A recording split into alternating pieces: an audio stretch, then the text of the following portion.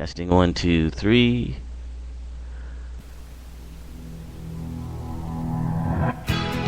This is the Spirit and Wellness Show. News and information from a higher perspective. With your host, Harry Wilkinson. Yes, hello. It's me, your host, Harry Wilkinson, and welcome once again to the Spirit and Wellness Show. This is the show where we take a look at the days and weeks, events in the world around us through the media, in entertainment, and we take a look at them from a spiritual perspective. And we look at our health and well-being, and we look at that from a spiritual perspective as well. Not just holistic, although that's part of it. We all are one, and that's our perspective on it. Everything that is occurring is something we are, number one, creating, and number two, creating for a purpose that we may go into, experience, and expand ourselves through. The world events that we see and that sometimes we feel either disconnected to, disturbed by, or on the opposite end of it, elated by, happy for, excited about. All of these things on either end of the spectrum are things that we are creating, and they're illusions. They are ways of obscuring the truth about who and what we are. So when we, root for one team or the other, that's a nice little sort of holographic exercise. But when we understand what it's all about, we know both sides are the same. So it's kind of silly to be rooting for one thing or another. And I know that's probably close to being blasphemous on this Super Bowl Sunday, but that's kind of what it's about. Don't get me started on the Super Bowl. I don't want to go there, except for the fact that it's interesting that we are now exploring, and there's discussion about and a burgeoning understanding of the level of violence that is involved in this particular sport, and the level of danger and the level of consequences that the players are exposed to and have to face in the playing of this game. We've been talking an awful lot about gun violence in the society, and that has led to a discussion about violence overall in the society. And the more you look at it, I think the more people are starting to understand that once you say one level of violence is entertaining, you have opened the door to all of it. You can't parse it that way and say, this level of violent insanity is fine and fun, and this level is not. At a certain kind of mind can look at it that way and think that that's true, but that's a delusional way of thinking. It's an illusion. I won't say delusional. I don't want to, I don't want to paint people with a brush of being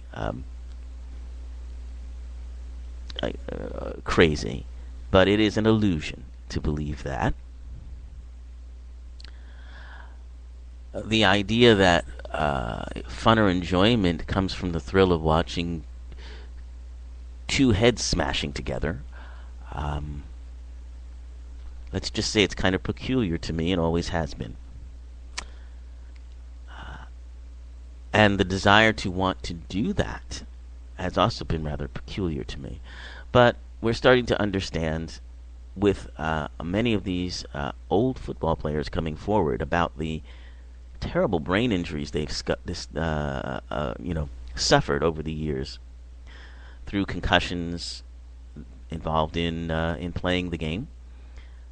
Has led them to difficulties neurologically, bad behavior. It's often led to, in many cases, it's led to violent behavior. It's led to some suicides in some situations. And I'm talking particularly about Dewerson. Um, you may recall this story from, a few years back now. This was a gentleman who played football in the 90s and found that little by little he was starting to have cognitive problems, problems functioning, problems with self-control, problems with impulse control, and eventually he ended up taking his own life. So the concern has started to really hit the big time now. For quite some time, the NFL has been avoiding or kind of sweeping it under the rug at the behest of just about everybody involved, players, certainly the team owners who don't want to see their ticket sales go down, and the fans themselves that don't want to hear that their favorite players are, endangering themselves for their entertainment, but that's exactly what is going on. Eventually, we evolve out of this Christians versus the Lions mentality that kind of rules our entertainment these days. But it seems like the evolutionary cycle with this stuff doesn't seem to be a straight trajectory. It seems to take a dip back, which I think is where we are now. If you take a look at a lot of the reality programming that has been popular over the past 5 to 10 years, it's all about these extreme events where people are putting themselves in danger or pushing themselves to extremes for the entertainment of the masses. Very interesting that we've taken this sort of dip, I guess. But again, as I say, these things we create to understand truly who and what we are. And I believe that we've created this particular cycle so that we can start to understand what violence means in our society and what and who we really are in relationship to it. When we have a true understanding of violence, that it is an attack, and then any attack is based on fear, and fear is based in illusion,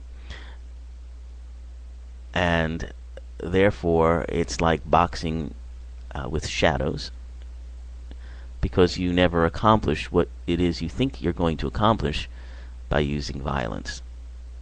It doesn't work. It may appear to work for a while, and that's the brilliance of the illusion, is that it looks like it's working. It looks like there's success. It looks like if we bomb the crap out of those people, they stop bothering us. They stop doing what they're doing. Well, it may look like that, but guess what? Something else shows up. Something else happens that is, in many cases, 10 times worse. Not to mention what it takes out of ourselves when we attack other people. Because when we attack other people, we are attacking ourselves, because we are all one. All right. I'll stop speechifying and get on with some of the things I wanted to talk about on today's show. Now, we like to look at different aspects of your health and your healing process, because this is a wellness show as well as a spirit show. That's hence the title, Spirit and Wellness. They all work together. So oftentimes I don't get to a lot of the wellness side of the equation, but today I'm going to focus quite a bit on that. So we're going to talk about that. And we're going to talk about it in relationship to this violence issue that I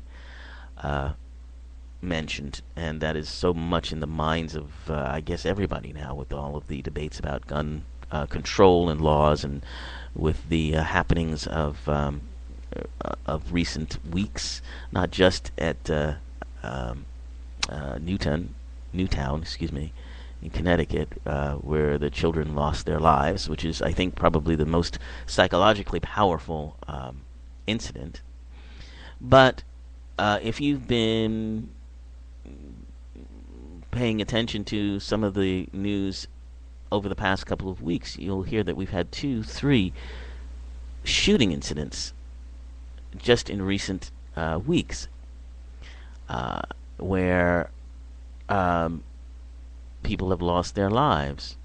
Over the Christmas break, there was an incident in, I believe it was in New York, where a gentleman set fire to a house, called the fire department, and then used that to lure firemen there and shot them. There have been other shooting incidents more recent than that. So this is very much in the minds of everyone. And one of the things that have been part of the debate is how our video game technology, how our virtual reality game systems and so forth are adding to the violence. They're, in some people's minds, increasing the level of violence. And there's debate about that, about whether that is actually true. Certainly there are types of video games that are strongly violent, that emphasize violence, where you're on the street and you have to shoot your way through to, fight survival, or you're in a war-type environment like, what is that, World of Warcraft, where you're trying to develop war strategies and attack strategies and all of those kinds of things. There are definitely those kinds of games out there, which are, by the way, very popular. So there's something to think about. There's something to ask ourselves. Why are these games popular? I mean, they're really popular. People think they're fun. Again, it's the adrenaline, the idea that violence is fun. That is really something to explore. Let's just say that. And perhaps a nice discussion with movie directors or creators of these video games might shed some light into it, but they are simply expressing a desire that's out there. Remember, we're creating it all. We're creating it all. And so the way we work through it is we start to look into what we're creating, experience it fully, and use it to help us understand why we created it and what it has to show us. Okay, got off track here. Anyway, I wanted to talk about a gentleman by the name of Albert Skip Rizzo. He's a PhD, comes from one of my old schools, USC, University of Southern California, and he works for the Institute of Creative Technologies, and he's the director of Virtual Environments Lab and the Integrated Media Systems Center. And he also has a degree in clinical psychology. What he's done, and he started this in 2006, he created a program called Virtual Iraq, which was a virtual reality, basically video game, that was created to help soldiers coming out of Iraq who were dealing with PTSD, that's post-traumatic stress disorder. And this was developed as a therapy for post-traumatic stress disorder. And it's been rather controversial. The idea behind it is basically it's a confrontational therapy. In confrontational therapies, you sort of bring the patient into whatever it is, whatever traumatic problem that they are having, and walk them through it. Make them live it, but walk them through it, so that they begin to understand what they're really dealing with, and they can learn how to cope with it. So this is what he created, and It's called. It actually works. Apparently, he's done a version of it for the Xbox game called Full Spectrum Warrior. Uh, and again, as I say, it's called exposure therapy, this form of therapy in which you expose the patient to that very thing that is bothering them.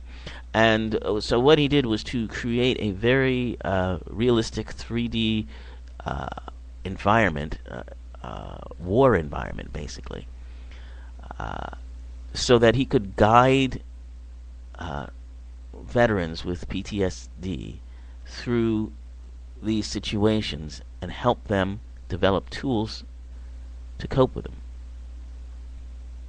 It's quite fascinating what he's done. There, and he continues to work on more of this virtual reality therapy.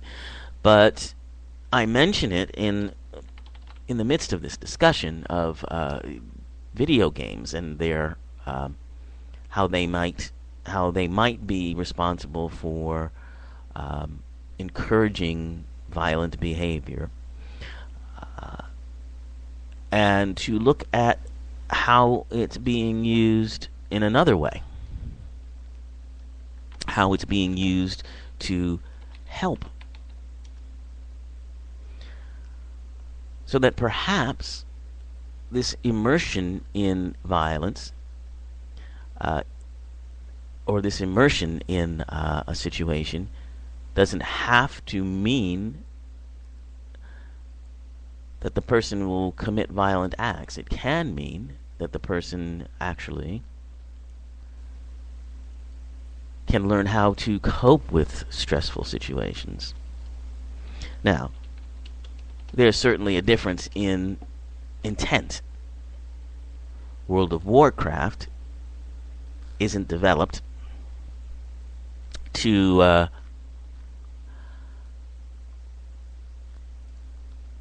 help people. Let's just put it that way. It's very much developed to be a wartime game, but with a few tweaks here and there, it can be used as a way to help veterans. So this gentleman, Skip Rizzo from USC, has these very interesting projects under development. And my thought is that, there certainly is a lot of training that's going on with the use of virtual reality. Lots of different training scenarios for in different positions, everything from medical positions to engineering, to even the Army uses it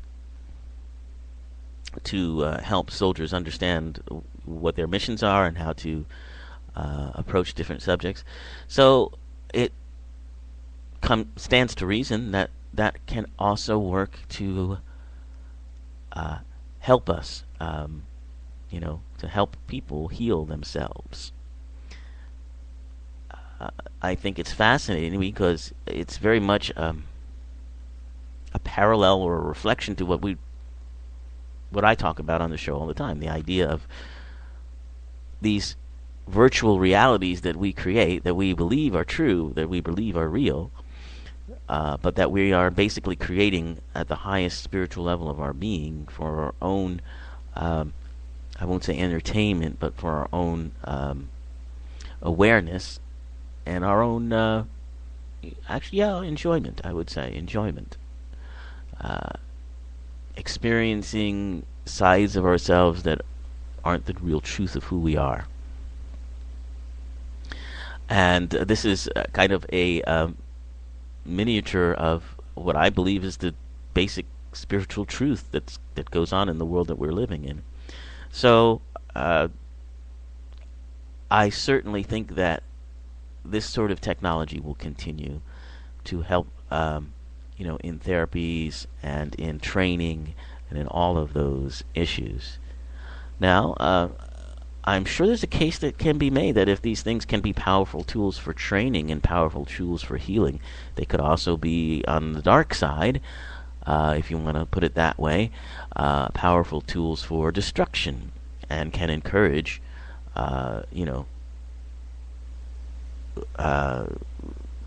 violent behavior in others. Basically, from what I understand of the research that has been done, and I just want to sort of say that, the research that's been done, while some of it is rather extensive, these kinds of video games have only been with us for maybe 10 to 15 have only been with us for maybe 10 to 15 years. And that is not enough time to really evaluate the effects that it has on a human being, particularly young human beings growing up. It's taken years for us to get even a basis of good research on the effects of television, because television itself has only been around for 50 to 60 years. So we're only now able to take a look at a lifetime of exposure to television and what it may mean. So these kinds of research tools take a lot of time to really yield definitive answers. But from what we know now, basically, for a healthy, I don't want to say normal, but basically normal, well-balanced person, young person, exposure to video games doesn't generally tend to make them more violent. There is some research that it may tend to make them a little bit agitated, maybe a little ADHD, in that their attention spans are shorter. They're a little more. There might be some evidence towards a little bit more aggression, but there doesn't seem to be anything outstanding to overwhelmingly suggest that it has this effect across the board for everybody. However, I don't think that there's been a lot of research done just on the effects that these things would have for people, particularly young people who have mental disabilities, or who have a tendency towards violence, or who have a tendency towards anger-related issues. So if you really want to have an understanding of how these things affect, I think that's what you have to look at. All right, it's time to move on now to some of our healing topics. One of the things that people are going through here, because we're into February now, the early parts of winter, and for a lot of people, this is a time when, because of the lack of light, because there's less light available during the winter in certain areas, people are having issues with lack of sleep, and some issues with depression. And there are various light therapies you may have heard. But one of the big things that seems to affect people around this time of year is insomnia and rest and relaxation and all of those sorts of things. So I wanted to talk a little bit about that, and ways that if you are having trouble finding time to rest and relax, or if your sleep doesn't seem to be doing that for you. I mean, there are times when you can sleep and not feel rested or relaxed, right? I'm sure that you've experienced that. So we want to talk a little bit about this, thanks to information from Dr. Andrew Weil, who gives us some information on mantra for rest and relaxation. So if you're having trouble getting this kind of quality sleep that I'm talking about, you can deal with this in a natural fashion. Now, if you know what a mantra is, it's the practice of repeating over and over sounds, words, or phrases. And these sounds, words, or phrases are supposed to bring your consciousness together, unify consciousness, and to eliminate sort of negative mental states, help you reconnect with your oneness, and eliminate the illusions of separation that we deal with on a daily basis. And if you have a restless mind, you have thoughts that are very turbulent, that keep you from really relaxing, this sort of repetition verbally can help you focus your mind. And it may be something that helps you if you have a particularly restless mind. So mantra is something that you can do anywhere, of course. You don't have to have any equipment. Probably the most important part is choosing the word. So you want to experiment around, find a word or a sound or a phrase that you enjoy, that kind of makes you feel pleasure. And once you find that word, repeat it.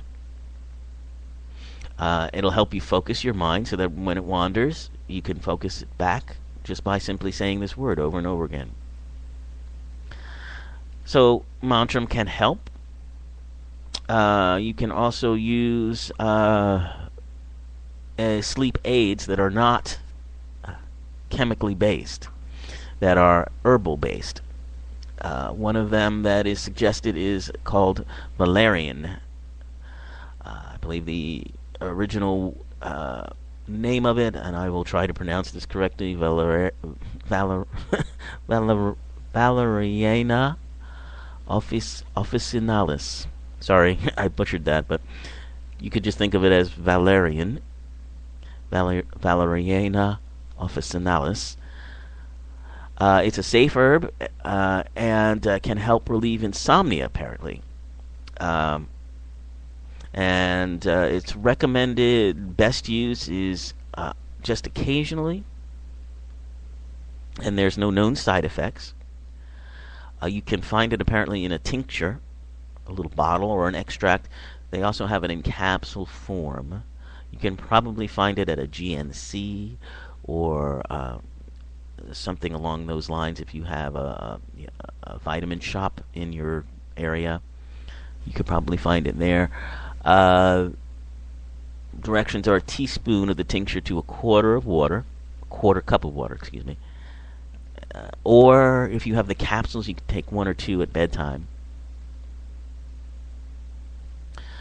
And you want to look for the product standardized to 1% valerianic acid. 1% valerianic acid. So look on a bottle and see if it contains 1% valerianic acid. And this can support you in relaxation. You can probably find it, as I say, if you have a GNC or a vitamin shop nearby. I think also you can probably find it at drwild.com. He has a wide range of vitamins. I'm not sure of cost, so I would recommend you go and do a cost analysis, if you will, checking out prices both online and in store, so that you find the best price for you. Often these things can be horribly expensive, and while they can, have great benefits for you, it's tough going if you have to break the bank to get them. So do that cost analysis and see if it's something that you can afford. And there are all kinds of deals around these days if you just kind of look around, instead of just buying the first thing that comes up. So I would recommend with any of these things that kind of approach. So, wishing for you now, my listeners, however many there are of you today, peace, health, rest and relaxation, and a continued awareness of your oneness with all and of who and what we really are, your true spiritual nature. Have a wonderful week.